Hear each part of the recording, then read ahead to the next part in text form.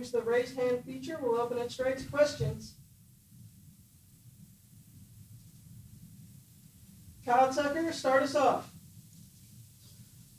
Lance, in the little snippets we see of him off the court, he seems like such a he happy-go-lucky guy. But then when stuff hits the fan during the game, he's a guy into the fray. And I think one of his teammates called him the other day. What do you see from him in that regard? His person, what he gives you guys, personality-wise.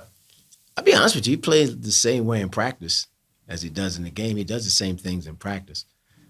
He's a hard-nosed, hard-playing kid. I mean, that's the bottom line. I don't think it's much difference the way we practice. I mean, he's a great kid off the floor. You know, we have a lot of fun because we're from the same area, so we talk about a lot of the same things. But you know, he battles in practice. You know, he brings that same toughness to practice and plays the same way in practice. So there's no difference when he gets out there in the game.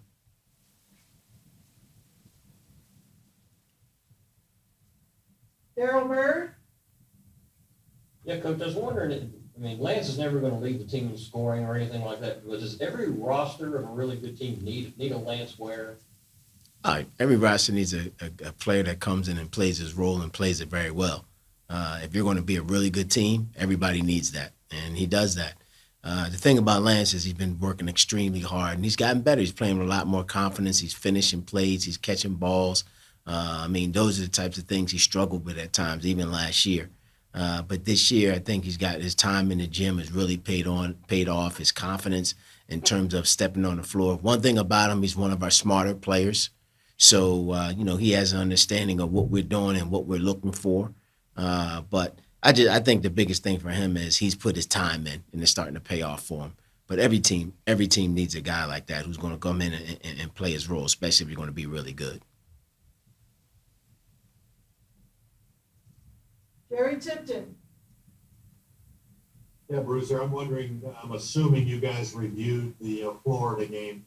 I'm wondering what you saw in the play where McKissick went into Ty's lower leg, and then later when Lance seemed to kind of, I hate to say sling, but kind of move the guy to the floor, and then the Florida guy comes and bumps him. What did you guys see in there? Anything noteworthy or a protest? Well, I thought they should at least call the foul on the tie play. I don't think they called anything. So they didn't call anything with that. So that should have been at least a foul. But I don't think the kid was doing it intentionally. I just think it was a loose ball. You know, most of the time when a kid comes in and he does that in your huddle in front of your bench, they usually give out a technical. But they didn't. You know, it was a little odd the way those two were wrapped up with the ball and how it got slung. But there was nothing after that, and then the kid came running in. But I mean, what can you do? They didn't call anything. They just broke it up and they just went back in. But usually they call that a technical, but they didn't. I noticed watching the replay that Lance kind of walked away with a big smile on his face after the guy comes and bumps him. What, if anything, does that say to a coach? I mean, you know, Lance was dialed in. He was ready to go. I think that's the biggest thing right there. He wasn't going to let this affect him, or to the point, he wasn't going to let it escalate. I mean, so he wasn't going to jump back in the guy's face. So, you know, somebody jump off the bench and get suspended or something like that. So he just, you know, cooler heads prevailed. The kid bumped him. You know, the coaches jumped up. And it was right in front of our bench. So guys jumped up and sort of broke it up. And that's what he did. He just walked away. Thanks. Kyle Tucker, go ahead. Yeah, even before some of us kind of could see or consistent results, Cal started doing the thing that kind of it took on a life of its own, the how about thing. He'd play a couple minutes in a game and Cal would come out and say, how about Lance? Been with Cal a long time. How good is Cal at sort of guy like that at the end of the bench who he knows he's going to need and going to count on down the stretch? And I'm speaking into existence, that guy's sort of emergence. Cal always talks about being ready for your opportunity. You never know when it's coming. So I think he's the best at that. And, you know, he talks to guys about, hey, I didn't play you today, but be ready. So he preaches, be ready for your opportunity. Guys who don't play. come into practice, get yourselves going. You never know when I'm going to put you in the game, but be ready for your opportunity. You know, he knows up and down. I mean, he's coached really good players up and down the line. Some guys don't get opportunities that people think they should get. But one thing he does preach to those guys all the time is be ready when your time comes. And I think Lance is taking advantage of that. You know, he's been able to plug. Yeah, it's hard. You know, Cal talks about it to the players about how hard it is not to play, and then being put in the game. He knows how hard it is. You know, it's a tough situation at times, but he preaches that. Be ready for your opportunity. I know it's tough sometimes when you don't play, and then you stick you in the game. But be ready all the time. You never know when it's going to happen. So he talks about that a lot. Dick Gabriel. Yeah, Bruiser, you guys, when you beat Tennessee, played one of the best games, at least statistically, in the history of Rupp Arena. And they shot well, too. And now you're going to return the game, obviously. And you know they're going to be laying in wait. Your players know that. Because it's fairly obvious. Do you guys even mention that? Do you even go there in pregame prep, or do you just treat it like any other road game where you know you're going to face a hostile crowd, but you've done it before? But they got a little extra something going for them this time. I mean, with the media, the way the media is today, you're gonna hear everything. So, you know, we just got to get ourselves ready. We know we're going into a hostile environment, but we go into a hostile environment every game we play. The one thing Cal says that is true that I've learned since I've been here, that we are everybody's Super Bowl. When you prepare to some of these games and you watch the stands from some of these games, and then you go in and we playing, you see it's a big difference. Now I know Tennessee. You know, I'm new to this, so I know Tennessee is a pretty big rivalry. So the Tennessee Kentucky game is pretty big. But you know, if I'm those guys, I remember that we lost by 30 and they scored 100 points against us. So I'm sure that the guys here know that, and we got to be ready for it. If not, they're gonna try to do the same thing to us. What's it been like for you to experience the Super Bowl effect of Kentucky since moving here? Obviously, it wasn't that way at your other coaching stops. It wasn't bad in Indiana, but not like this. But I mean, every game, you know, it was funny. We had just played the Texas A&M game, and we were here against Mississippi State, and I was talking to their coaches, and they talked about going to Kansas, and I was like, honestly, you know, we just came from a school that just had 14,000 that was averaging like 8. So going into those types of games is not a big deal for us. I don't think we get overwhelmed by the surroundings, because we always get it. So you know, just being able to be prepared for that, knowing that we're going to get the other team's best effort pretty much every night, and when we go on the road, we're going to get the best effort from the fans. John Hale. Roger, how important is the role that Davion Mintz has filled for you, and how difficult is it as he's kind of, you know, gone in and out of the starting lineup as other guys have gotten hurt and gone back to the 6-man role? Just what does that maybe say about his mentality, being able to do whatever you need? I mean, his is different because he knows he's going to play pretty much every game, but the same thing preaching, be ready for your opportunity. So his opportunity is maybe he may start if somebody gets hurt. But Davion's been really, really good with it. I mean, when you come off the year that he had last year, he's played a different role and he's accepted it. Again, you know, we talked about Lance and him accepting his role and what he's doing. Davion has done an unbelievable job with that, accepting his role, because he had a different role last year. You know, me and him sort of talked about that at the beginning of the season, and he's fit right in. But like I said, if you want to have a great team, everybody has to play their role. And he's been playing really good basketball. One thing I've always said about Davion, you never worry about his effort. I think, you know, he's a tough kid. He plays hard for you. And, you know, when he starts shooting the ball for you, he just makes you that much better team. He takes your team to another level. But he's accepted knowing that I'm going to be in there every night. I'm going to play important minutes. And I'm going to be a big part of the team, because him coming off the bench is a big part for us, because there's not a lot of letdown when he goes into the game. Jeff Drummond. Yeah, Bruiser, Tennessee's won, I think, 7 of 8 since you guys put it on them pretty good. What do you see in watching them since that game? And have they changed anything, or just gotten a lot better at what they're doing? Well, they had an injury, so they're playing way bigger than they did probably the first time. Hatfield and the other big foreign kid. So those two guys are starting. They didn't start in the game. They didn't play that much, but those two guys are starting. They play a little bit, way more minutes than they have been playing in the first game. But I still think Tennessee, Rick Barnes is a guy who's been around for a long time, so he does what he does. They're gonna play you hard. They're gonna play you tough. They're gonna play real physical against you. They play up in the passing lanes. They're just a little bit bigger, but they've played well. But they were that type of team before we played them. We just had a great game that night, but they were the same type of team before we played them. Now their personnel has changed a little bit. They're probably more bigger and more physical than they were in their first game, so we got to be prepared for that. Jerry Tipton, back to you. Yeah, Bruiser, you guys are ranked really high in several offensive categories. What's the key there? Why is it just simply really good players, and how do you account for being so effective offensively? Well, we sprint the ball.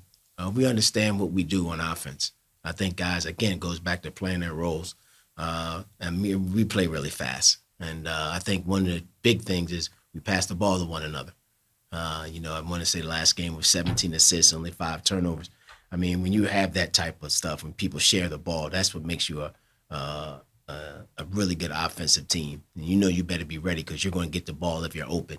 I think we're very, very, very unselfish. And we got good balance. Oscar plays around the basket. We get good shooting. We get good penetration. I mean, we got good balance offensively. But I've always said this about the team. I think the thing that goes understated is how good we play on defense. I think our defense is as good as anybody's in the country. And I think that shows on our offense. As a coach myself, I used to always say, reward good defense with good offense. Well, we really reward good defense with good offense. And I wondered, I'm assuming you can't give us an update on Ty's availability or Jacob's availability. But if you can, please do. But I'm wondering, do you ever feel star-crossed that there's so many guys, you've got a lot of nicks and so far minor injuries, but how does that play on your mind? I mean, I don't know if it plays on mine at all, as long as we get him back. So we've had a couple injuries, but we've played well. Guys have stepped up in their absences. When we lost Ty, when we lost Xavier, guys have stepped up in their absences and they've played well. So, like I said, from the first question that was asked today about guys playing their roles, guys are ready. Cal talked about being ready. You never know what's going to be.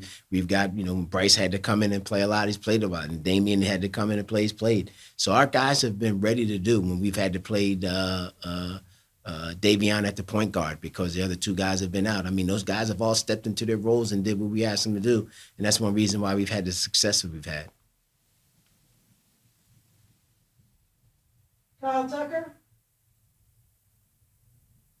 Yeah, going back to Lance a little bit, how rare is it for a top 4 to? It seems like he has from day one kind of had the mentality of I have a big picture in mind. I'm okay with whatever role I have initially, and just sort of being developed. And it just seems like he has a pretty rare mentality for a recruit, isn't it? I mean, I think everybody should think that way. Yeah, I'm a little old school where I want to say, you waited your time when I played college basketball. But again, it goes back to his work ethic. The kid has worked hard. That's why he's playing with a lot more confidence. That's why he's seeing the floor a little bit more. One thing about when you're a coach, you got to have confidence in the guys that you put into the game. That's the bottom line. I don't care how talented they are or anything. If you don't have confidence as a coach that when I put them in the game, I think I'm going to get what I'm going to get out of them, then you don't put them in. And I think that's the big thing with Lance. We know what we're going to get from him. We know that he's put his time and his work in to work hard, and he's confident going out in the basketball game, and he does a good job of it. Tyler Thompson, finish us out. Bruiser, you've known Cal for a long, long time. It seems like when he talks about this group, he really, really likes them. What have you noticed about his approach with this group, and have you ever heard him talk about a team like this, they execute a game plan better than anybody, all these old guys, et cetera?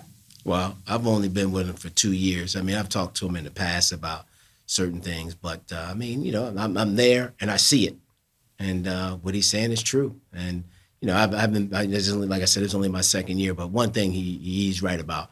We really do a good job, and Chin does a good job of getting the guys together, and we really do a good job of carrying it out. I mean, our game planning, our things like that, our adjustments that we make, our players are really good with it. And Cal lets them know it. I mean, that's the biggest thing right there. And he tells them, you guys, this is probably the best group I've ever had in terms of when we talk about what we want to do in the game. And then not only that, too, what we want to do in the game, but the adjustments within the game. This team has been the best he said he's been around. So he's just being honest with them. And I think the players appreciate that. I think coaches sometimes don't let their players know, like, hey, we appreciate what y'all do for us in terms of y'all make it easier for us in terms of your concentration level and your game readiness and when things have to be changed, what you do. I mean, coaches appreciate that. That's when you know you got a special team. Lance, the other night after the game, Severe, with a big smile on his face, referred to you as the team's enforcer. Is that kind of a badge of honor for you? How do you react to that? Yeah, I mean, I take any badge that I can get with honor, especially on this team, having such great players. If that's my role to be an enforcer, then like I've been saying since the beginning of the year and even last year, I'm just going to do whatever it takes that, if I could bring that into the game and that's what they need me to do, then I have no problem, doing any role. No job is too little for me. I'm willing to do whatever. And if that's what that is, to be the enforcer, then yeah, I can do that. Jerry? Yeah, Lance, I wanted to ask you about that play late in the game against Florida where you were going for a loose ball with Myron Jones, and he kind of gets, it seemed like you kind of slung him to the floor, and then the Florida guy comes and bumps you. I wonder if you watched the replay of that, but what you thought, what happened? Yeah, I mean, it's just like it's basketball, especially like high level games. They obviously want to beat us. We want to win. We're at home. They're trying to do anything to win. We're trying to do anything we can to win, and emotions get high. So, I mean, it's all love inside the sport. Stuff happens, but the main goal is to play basketball. If we wanted to be boxers, then we would go box and MMA and all that stuff, which I did work on in the off season. I did take a few boxing classes just in case, but yeah. Just in case of what? Just in case anything happens, that I have to be prepared. Proper preparation. I wonder if the Lance on the court is a different Lance than the Lance off the court. And if so, how would you describe those two Lances? I wouldn't say they're too much of a difference. I think I'm kind of the same, like high intensity all the time, whether that be at 7 a.m. or 3 a.m. or whatever time it is. I think I'm high intensity.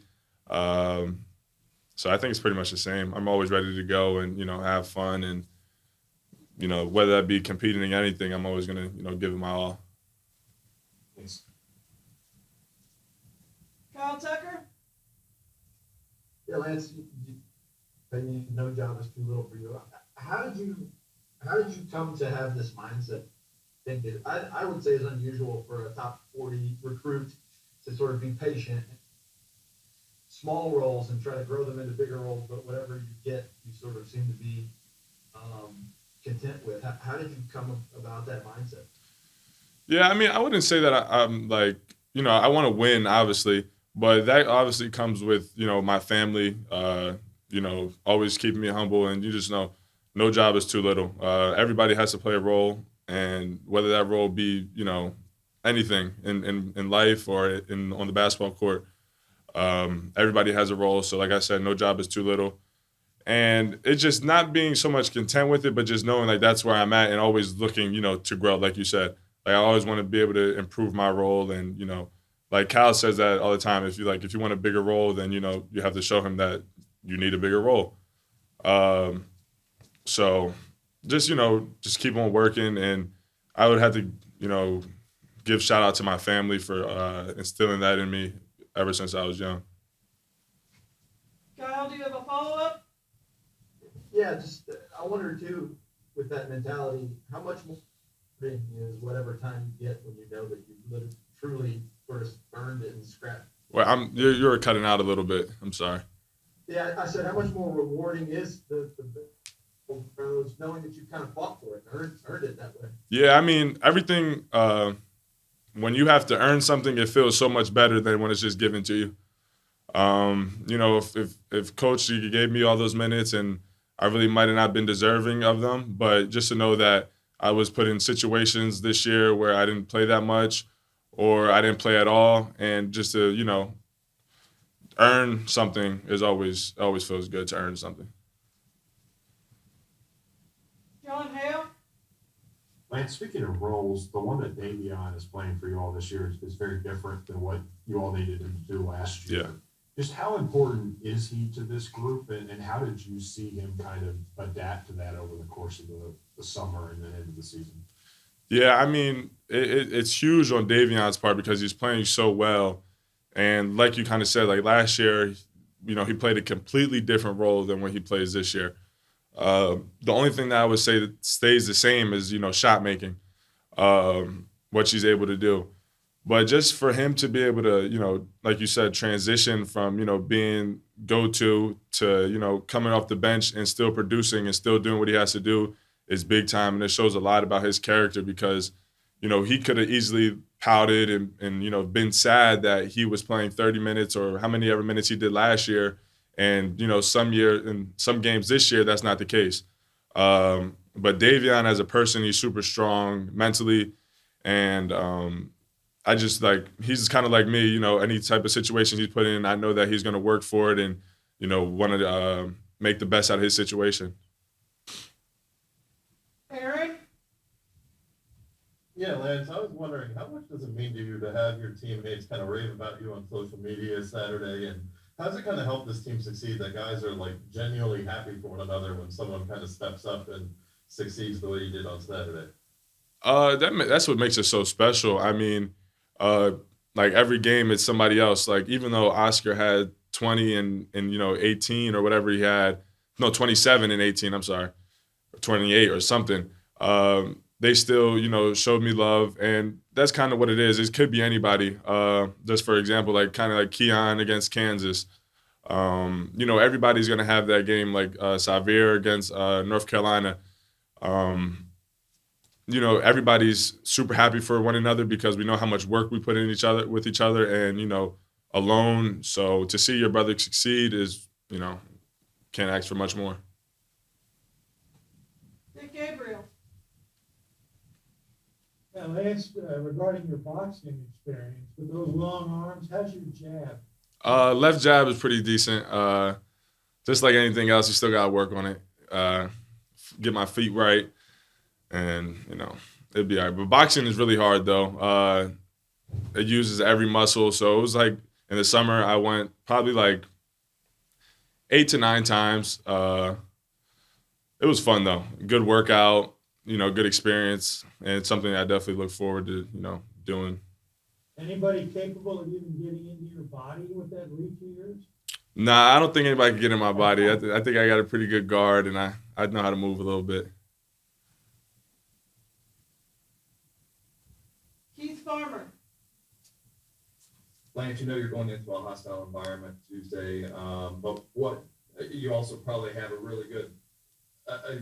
Tennessee will have great attention, you know, to detail on this game after what you all did the last time. Just what are your expectations from them as you head down that way? You know, to give us their best game. You know, like everybody else, they're gonna. You know, I know the arena is gonna be crazy. I know that their coach is gonna want to win. Everybody on the team, you know, is gonna want to win. It's kind of gonna be revenge for what happened last game. But it's really about us, you know, as long as we follow and do the stuff that we've been doing these past 2 games and, you know, stick to the plan, I think we should be okay. I mean, win or lose, if we execute and do what we have to do, that's all we can ask for.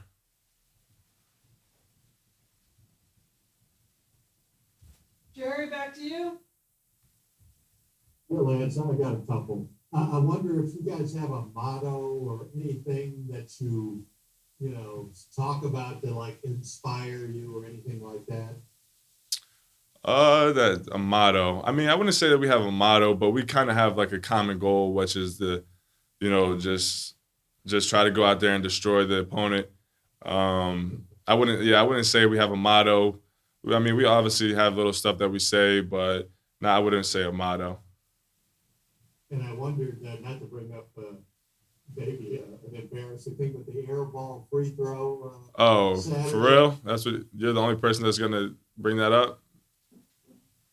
I'm bringing it up. Okay. Yes. What, Like how much kidding did you get from teammates or anybody, you know? I mean, it's basketball. Stuff happens. I don't think that, coach said something about it, but besides then, we kind of let it go. I think that I forgot about it after it happened. With stuff like this, you have to have short memory. Just keep on playing and, things happen. Thanks. Go ahead, Daryl. Yeah, Lance, I might be off on this one, but I've heard of basketball players that some will take ballet in the offseason to help flexibility. And I've heard with boxing, it can help your foot speed. Was there any of that in taking those lessons? Yeah, definitely. That was definitely one of the main reasons why I took one of those lessons. I mean, not lessons, well, some of the classes. Boxing is great for your foot speed. You do movements that you haven't used playing basketball. Using muscles that you haven't used. It's just an overall great workout. And when you play basketball for so long, well, not even so long, but just long enough that you need something else to do workout wise, and something different to change up your routine, and something fun while still getting better. So foot speed and like agility, stuff like that, definitely helped. I think like the first 3 times that I went to the classes, like the next morning I was super, super sore, like nothing I ever experienced. I was curious, were there times early on in some of the games when you realized, hey, that's something I picked up in boxing, some little move you made? Yeah, just not even moves, just my ability to run, just foot speed in general, just being able to move my feet. I think I definitely improved a whole bunch from last year, foot speed wise. So I could kind of give credit to boxing for that. Thank you.